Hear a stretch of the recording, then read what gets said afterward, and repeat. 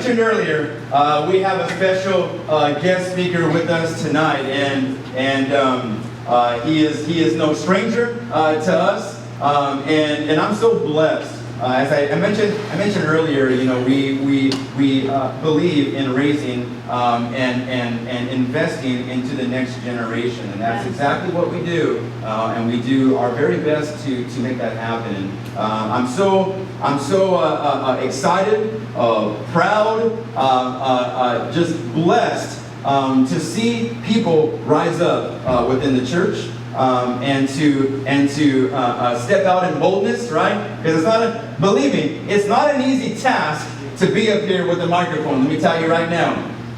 Having to see all your guys' faces right now, it's not an easy task. I'm just kidding. You guys look good. You guys look good. But no one's smiling. All right, you guys are smiling now. But let me tell you, when you get up here, it's nerve-wracking, and so to step out and to answer the call that God has on your life can be scary sometimes, and that's what the enemy tries to do, is strike fear into your heart whenever God calls you to do something greater. And why? Because it causes us to take a few steps back. And I'm so happy and excited and proud that one of our young men has stepped up and has risen to answer that calling that God has on his life. And so tonight, as we stand to our feet, let's all stand tonight. Let's get that blood flowing. We're going to welcome our special guest tonight, and I want to call up Brother Josh tonight.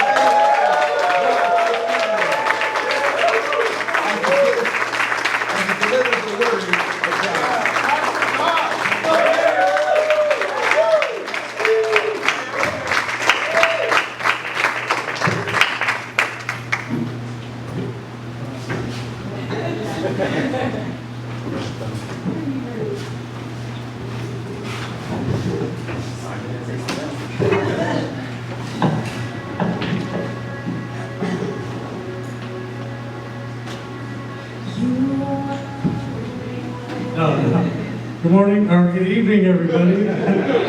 It's funny, as I was going over my sermon, I kept saying good morning in my sermon. But good evening, everybody. When Pastor Dan asked me to speak this evening, I was pumped up because I love speaking, I love talking to people, and most of all, I love encouraging people.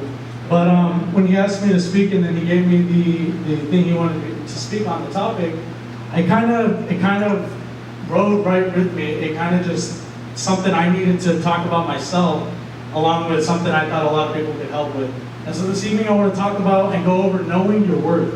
It's a lot of times in this society, it's hard to go through life with everybody saying you're worthless, you're devalued, your face value is nothing because you don't do this, because you're not this type of person, especially in this world, because you're not living in the flesh. Being a follower of Christ is not living in the flesh.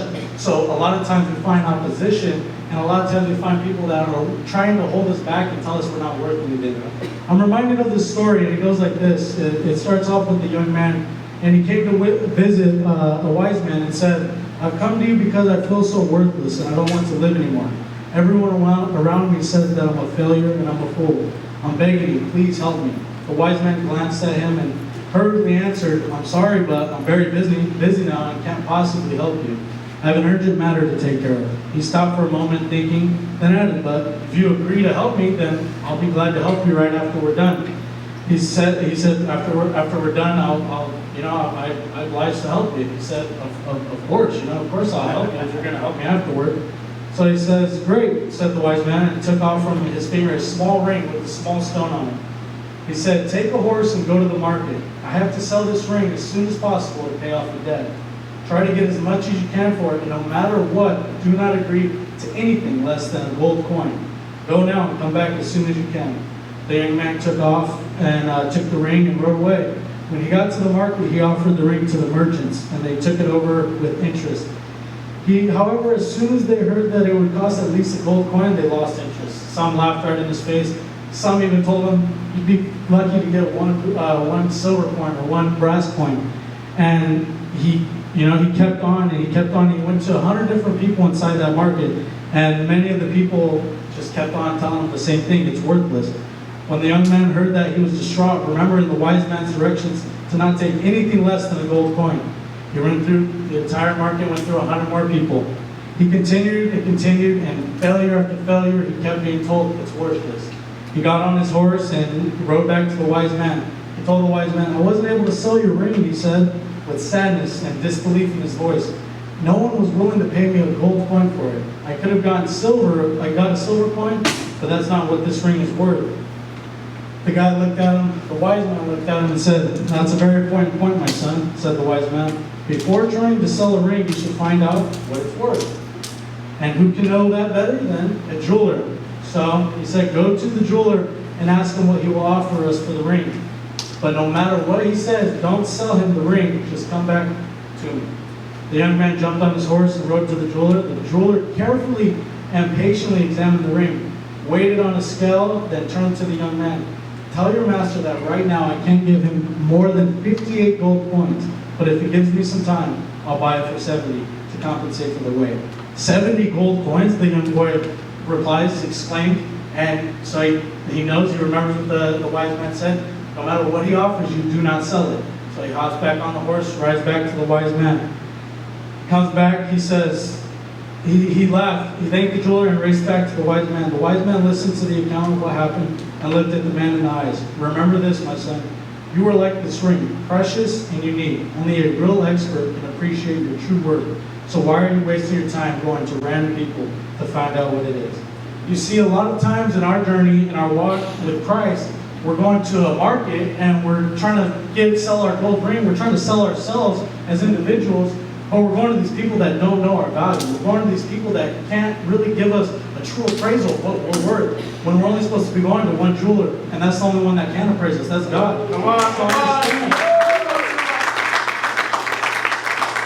Understand that as you keep going, you keep walking, there will be many people that try and tell you you're worthless. You're not worth what you're asking for. You're not worth what you think you're worth. And a lot of times we'll believe this. Why? Because our whole lives we've been taught and told that we're not worth what we think we should be worth. In our mindset, we've been told our whole lives that we're not as valuable as we think we are. So what do? We believe them. We sell ourselves short each and every day because we believe the lie that the devil has told us that you're worthless, you're not worth it. Come on. So for me, reading this story and going over it, it really taught to me that in our daily lives, we go to colleagues, we go to coworkers, we go to family, we go to parents, we go to people that we think, oh, my family would know my value, but deep down inside, they're fighting their own battles. They can't truly have what it takes to determine what your true worth is. And that's why it comes into account where you have to have something on your side that says you're worth more than what you think. You're worth more than what anybody in this world is willing to tell you, because everybody will try and sell you short. Understand that this morning. Amen. I'm reminded of a short reference, and it's a little story. And just imagine this: you're on a Friday night, you're hanging out, and you're feeling like you want some pizza, so you order a pizza. You call up your local parlor and you tell them, "Hey, I want a large pepperoni pizza, extra cheese. You know, make sure it's good, everything." They say, "All right, 10-15 minutes will be at your house." So the delivery man or girl shows up at your door, knocks on your door. You go, "Oh, my pizza's here." You go in, you open up the door, and there's a pizza man with the pizza in his hand, literally the pizza, no box. And he's standing there and you got grease dripping down his elbow, and he's saying, "You ordered the large pizza, extra cheese, extra pepperoni, right?" You're like, "Yeah, what's the first thing you're gonna say? Where's the box?" You know, like, where's the box? But you see, that box is a mere 39 cents to manufacture. Understand that. That box by itself is worthless. So as you see that, when you get a pizza delivered to you with just the pizza and no box, the pizza is actually worthless. And nobody's gonna eat the pizza. No one's gonna feast on it because there's no box. But that box, get me wrong, it's only 39 cents. So why would it mean so much if it's not as valuable as we think it is? You see, it's not the box that brings value to the pizza, but it's the pizza that brings value to the box. See, God is that pizza. He's the Word. He's what we feast on. He's what we're trying to eat up and try and learn. Yeah. We're just that box that holds the Word in, that brings the Word to that door so that that person can feast on it. My question to you is, are you going to be the box? Are you going to be at that door when the pizza is being delivered? When God's message is being delivered, are you going to be right there giving it to the person that's waiting to feast on it? That's my question to you. I'm gonna, if you guys want to flip to me to Ephesians 2:10. Give me a minute.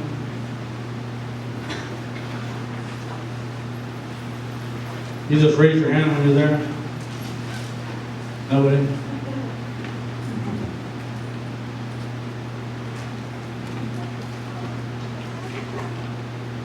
So it reads this: For we are his workmanship, created in Christ Jesus for good works, which God prepared beforehand that we should walk in them. You see that sentence right there? It says, God created us beforehand. It means he invested in us so we can come out sculpted, as beautiful, and as perfect as he wanted us to come out. He created us beforehand. That means we're an investment to him. So how can you be any less of value to the world if you're created from Christ Jesus himself? You can't. Right. So as we go on in life, and it's so easy to get caught up in the day-to-day activities, the day-to-day things that go on in everyday world things, whether it's work, whether it's just living your life in general, you got to understand that no matter what people tell you, it can never decrease your worth. Because as you sit here this evening, you're worth way more than you think. You're worth way more than anybody can tell you. Because the only one that can appraise your true worth is God. Yeah. So I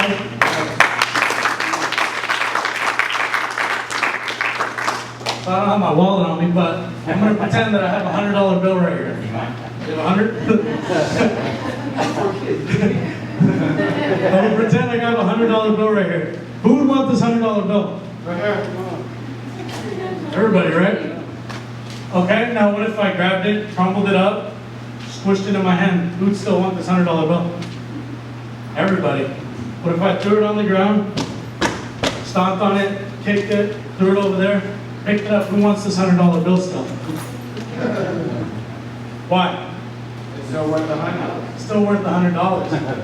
Every day in life, you're grasped, you're crumbled up, you're thrown into the dirt, you're stomped on by society telling you you're not worth anything. Come on, but you're still worth not $100, but you're still worth that value that you've been having your whole life.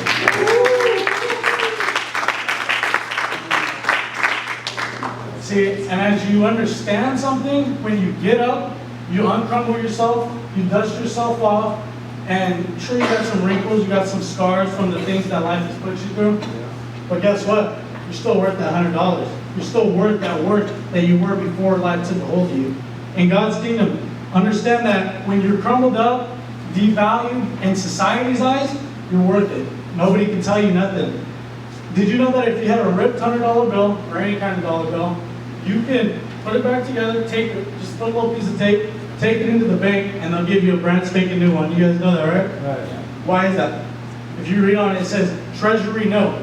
So to the United States government, that is a treasury note, meaning it's treasured. So if you bring that back and it's defaced, devalued, whatever, they'll give you the same exact face value for it.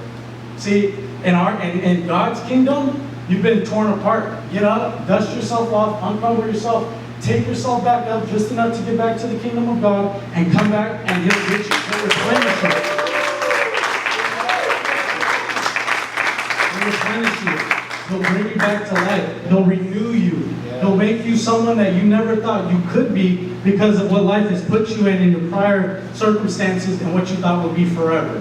So as you guys continue on, I want you guys to realize something, that because you're a treasured heart of God, like a treasury note to the United States that will replenish you, you're a treasured soul. God will replenish you no matter what life puts you through.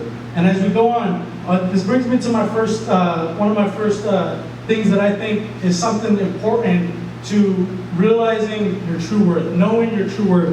And it starts off with respecting yourself and others. And I want to reach back to Ephesians 2:10, and I want to read that first part. It says, "For we are His workmanship."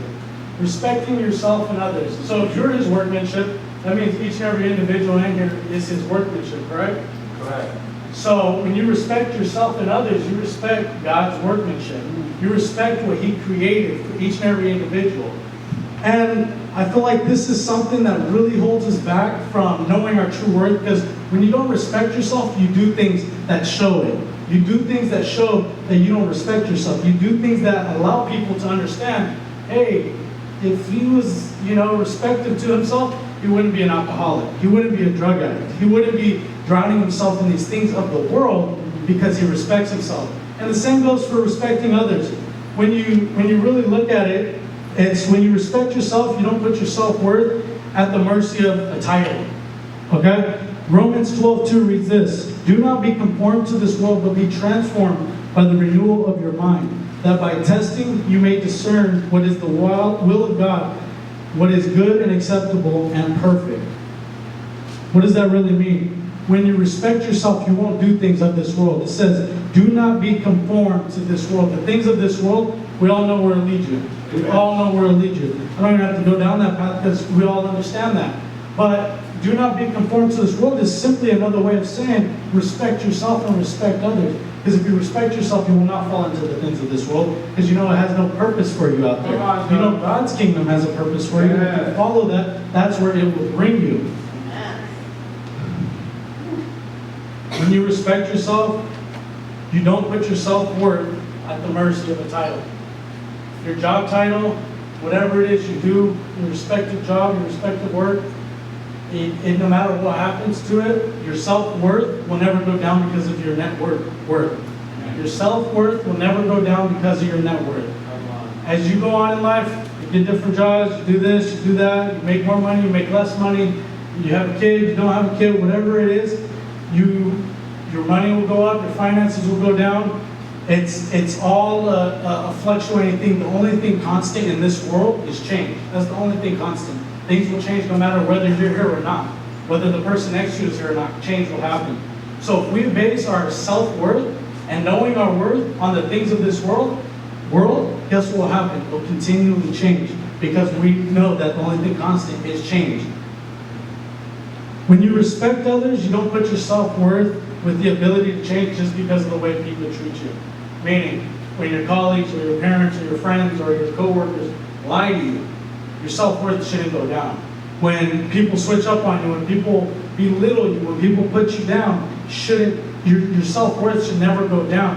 And I'm telling you, if you put your self-worth in the hands of these people, nothing will happen but go down. Because people are not the same yesterday, today, and forever. The only person that's the same yesterday, today, and forever is Jesus Christ. Amen. Come on.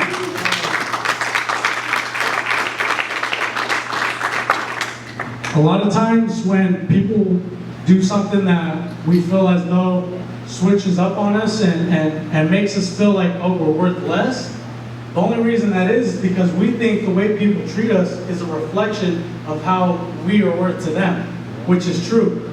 The way people treat you is only a reflection of what they think you're worth. But people can't tell you your worth.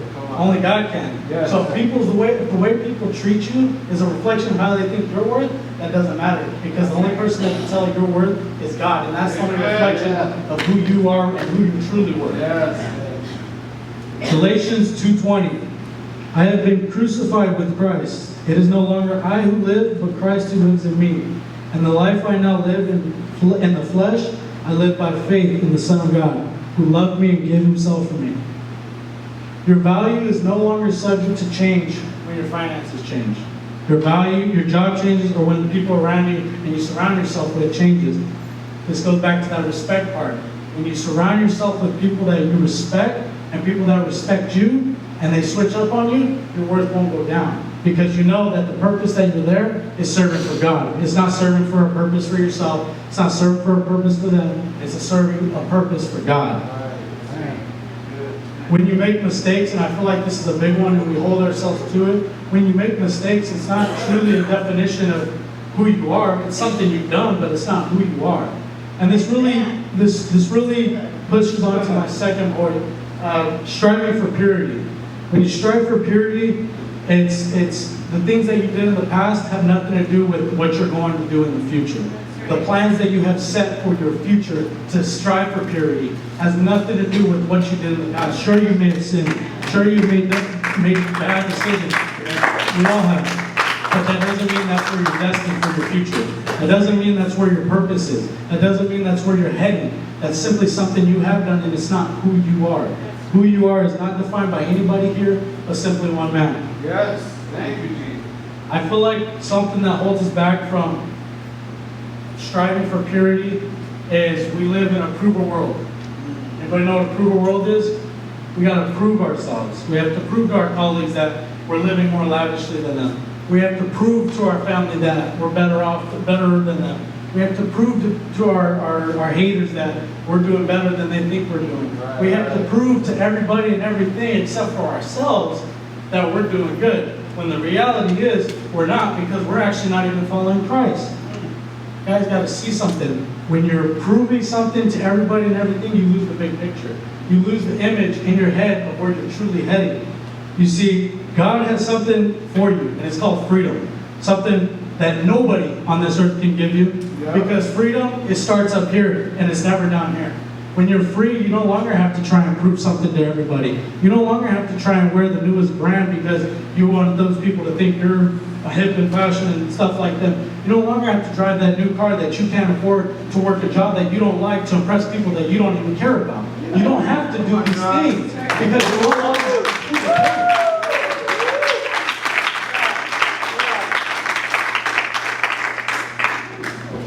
But it's freeing when you realize you no longer have to prove anything to any of these people here on earth. There's only one man that you're not even trying to prove to, but that you're proving to by staying pure, by striving for purity. And that's God. Because He's the one that sees your true intentions. He's the one that sees where you're headed. He's the one that sees the things that you're genuinely doing and the reason you're doing them for. Romans 16:17 reads this: I appeal to you, brothers, to watch out for those who cause divisions and create obstacles, contrary to the doctrine that you have been taught. Avoid them. The doctrine that you have been taught, that's the word. You've been taught things throughout the word. And the obstacles that he's talking about is not striving for purity. When you don't strive for purity, that's the obstacles you face. That's the depression. That's the lack of. That's the mindset that these things aren't working because you're trying to prove a point to someone. That's the mindset of sadness. That's the mindset of all these things that you face here on earth because you're living of the worldly wants. When you face those things that you live on the worldly wants, you face those values, and that's when you feel worthless. That's when you start to actually and genuinely believe that you're worthless because, oh man, society's telling me I should be driving a BMW, but I'm not driving one, so there goes my worth. I go down some. Oh, the world's supposed to tell me I'm supposed to have a Gucci bag. Oh, but I don't got one, so my worth goes down. Oh, society's supposed to tell me I'm supposed to be having sex before marriage. Oh, but I'm not doing that, so I'm worthless. These things that are taught in society today, everybody is doing, and people that don't do them are told they're worthless. It's sad, it's sickening. But that's once again the things of this world. When you start to plug yourself into the Word, and you start to realize that when you're doing these things that the world and the majority isn't, that's when you're worthy. That's when you're worth way more than you can ever control.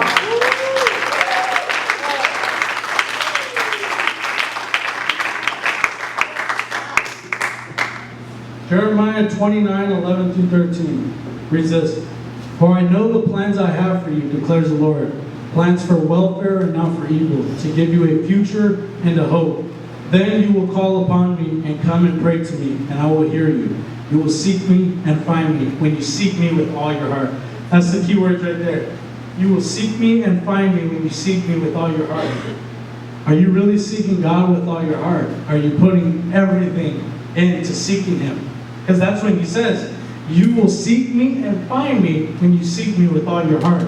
Are we half in? Are we testing out the waters? Are we seeing how cold it is? If we're going to jump in the pool yet? Are we seeing how warm it is? If the shower is warm enough to get in? Are we seeing these things? If it's comfortable enough for us, that's the word, comfortable, because doing something outside of the box isn't comfortable to anybody. And we have to realize we have to get comfortable being uncomfortable in order to prosper in the things of God, in order to prosper in the things that God doesn't want you to be a part of in this world. And it brings me on to another thing that I want to talk about in the striving for purity. And I feel like it's something that as adults we tend to stay away from because, I don't know, we think it's something that we only are supposed to impose on kids. But self-discipline. Are we staying self-disciplined? Are we telling ourselves that, hey, what I'm doing here is wrong, but I'm just going to continue? Or are we telling ourselves, hey, what I'm doing here is wrong, but how can I discipline myself to not do that again? To stay away from that, distance myself from that? Am I being plugged in church?